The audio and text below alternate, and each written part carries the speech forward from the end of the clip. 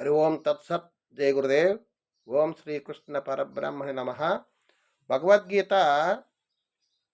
కర్మయోగం అనగా 3వ అధ్యాయంలో కృష్ణ పరమాత్మ తెలియజేస్తున్నారు 26వ శ్లోకాన్ని.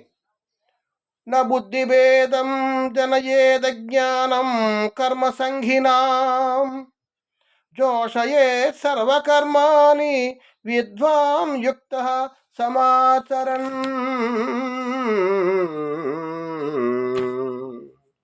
పరమాత్మ స్వరూపమునందు నిశ్చల స్థితిని పొందిన జ్ఞాని శాస్త్రవిహిత కర్మలను ఆసక్తితో ఆచరించు అజ్ఞానుల బుద్ధులను భ్రమకు లోను చేయరాదు. అనగా కర్మలయందు వారికి అశ్రద్ధను కలిగింపరాదు. పైగా తాను కూడా శాస్త్రవిహితములైన సమస్త కర్మలను చక్కగా చేయుచు వారితో కూడా అట్లే చేయింపవలెను. ఆ విధంగా స్వామి చెప్తున్నారు. అనేక రకాలను బట్టి కర్మలు చేస్తూ ఉంటారు అజ్ఞానులు. వారిని మానిటిలో చేయించకూడదు. ఎందుకంటే వారు చెప్పినా వినరు కాబట్టి వారికి మనం చెప్పకూడదు. ఎందుకంటే మనము చేస్తూ వాళ్ళ చేత చేయించుతుండాలి. మనం ఫస్ట్ మనం చెయ్యాలి, మన కర్మ చెయ్యాలి.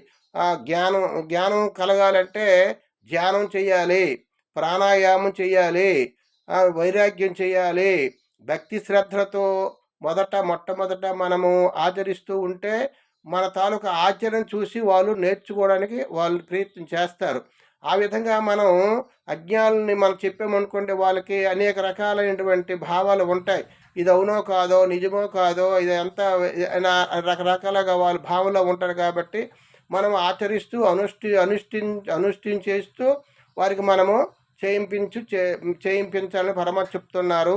పరమాత్మ స్వరూపమునందు నిశ్చల స్థితి పొందిన జ్ఞాని, అటువంటి జ్ఞాని శాస్త్రవిహిత కర్మలను ఆసక్తి ఆచరించుచు మొట్టమొదట జ్ఞాని ఆచరించాలి. శాస్త్ర ప్రమాణంగా ఆచరిస్తూ కర్మలు చేస్తూ ఉంటే ఇతర జనాలు కూడా చూచి నేర్చుకుంటారు అన్నమాట. అటువంటి జ్ఞాని శాస్త్రం ఏ ప్రకారంగా చెప్పింది, ఏ ప్రకారంగా మనం కర్మ చేయాలి, శాస్త్రాల ప్రకారంగా మనం ఏ కర్మ చేస్తే మనకు సుఖాన్ని కలుగుతుంది, నష్టం కలుగుతుంది అనే భావంతో శాస్త్రాల ప్రకారంగా మనం చేస్తే మన తాలూకా ఆ జ్ఞాని తాలూకా విషయాల్ని ఆచరణ చూసి ఇతరులు కూడా నేర్చుకోవడానికి ప్రయత్నం చేస్తారు.